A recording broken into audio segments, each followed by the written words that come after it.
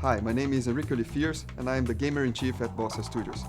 Gamer-in-Chief is a fancy name for CEO, which means that I have my hands in many pies, basically game design, deals, and business running of the company, right? To do this, you gotta love games, you gotta love arts in general, and you gotta have an edge for doing business, which is quite a different mix. Mike Bithell, lead designer at Bossa Studios. Being a game designer, you have to weirdly do a lot of different things and kind of interact with a lot of different teams. So it's about working out how the game can be fun. It's about working out how to make the game fun and how to make it work with what you've got available to you. It's about using the technology in an interesting way.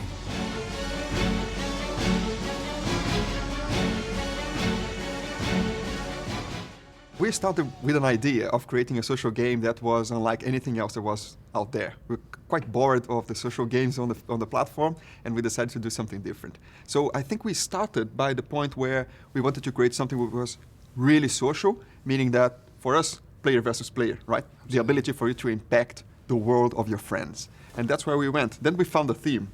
Yeah, the 50s Americana thing. It seemed like a good kind of fit. We knew we wanted monsters because monsters are cool and blowing stuff up is cool. But kind of the B-movie thing allowed us to do it in a way that wasn't kind of off-putting to maybe more casual players who didn't like the horror so much, but liked the kind of camp silliness of the 60s and all that. So we kind of played with some of that stuff, and then the team just kind of grew and grew and grew, and we made it. Yeah, it took us, 8 months, 9 months perhaps? Somewhere around there. Bear in mind, though, that we have to build the whole studio in parallel. This was our first game, so we have to hire people, put the studio together, build all the systems, and the game on top. It was quite a stretch, but here we are. A little bit. Yeah. With a social game, you need to pace things out, but we wanted to try and do it in a way that didn't feel like it was a wall to the player. It felt like it was an opportunity. So we removed energy and did some... at a very high cost, though. It's very tricky to pull out the game without that kind of limitation, because if you're really into the game, you can play many hours if you want, so you burn through the content very fast. And for us to get the balance right, especially the economy, get the numbers right and the whole game balance right, that was tricky. But it paid off. We got recognized by quite a few players and magazines telling us that that was the best decision we could make, because it set us apart from the other social games there. I think the key thing was the founders and the people they hired, gamers. You know, we all wanted to make a game for ourselves as much as for the audience, and kind of didn't want to make something that we wouldn't want to play ourselves. And those kind of things, kind of staying away from those cliches, trying to make something that felt like an actual kind of skill-based game. That was really exciting and really interesting. And balancing. We spent a month bouncing spreadsheets back and forth between the two. That was hard.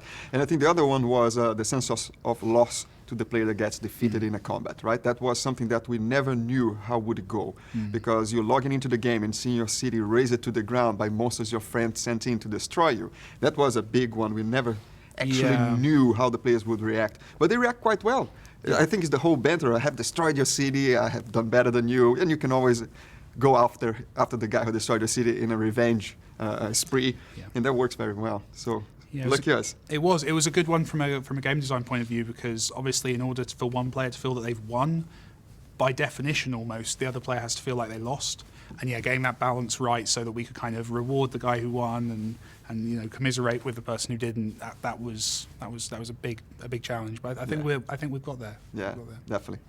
With like conventional console games, you make the game, you put it out, and at that point you've got no way of changing anything. If you've messed up, then that game is rubbish forever. With Monstermind, we every day get to keep playing with it, and the team who work on it constantly tweaking things, changing things, making it better every day. So there's a massive difference. If you don't play the game for a month, you'll see massive differences in the game. And we're constantly expanding it. I hope it never gets finished. Yeah, and probably the game that we launch with is probably like 20% of the game you wanted it to be. Absolutely. We have so many ideas, what we call this the backlog, right? We have this pool of ideas where we pick from to continue expanding the game. And the feedback from the players guide us which one to pick. Yeah, or indicate something completely new that we hadn't thought of, which is great. I'd worked in console games, and that was awesome, and I worked at a great company.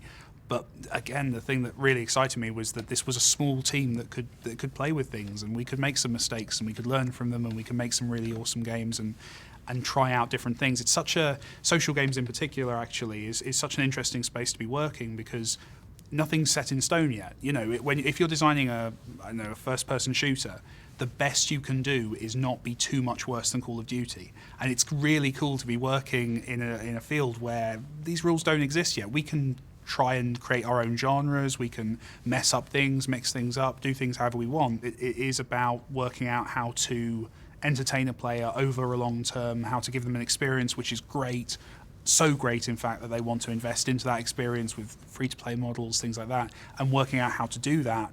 I think on an individual basis and as a company, I think we've learned a lot. I think it's been a big experience. Yeah. And it was very tricky for us as well, especially in the beginning, to convince people, talent that we needed to bring to the company to do different things. You need good talent to convince people that we were serious, right? It's just a bunch of guys leaving their industry jobs, starting a new studio. What are these guys up to? From technology side, because we did the first real-time multiplayer PvP game on the platform, meant that all the technology that we were familiar with in the past didn't apply. So we had to build everything from scratch.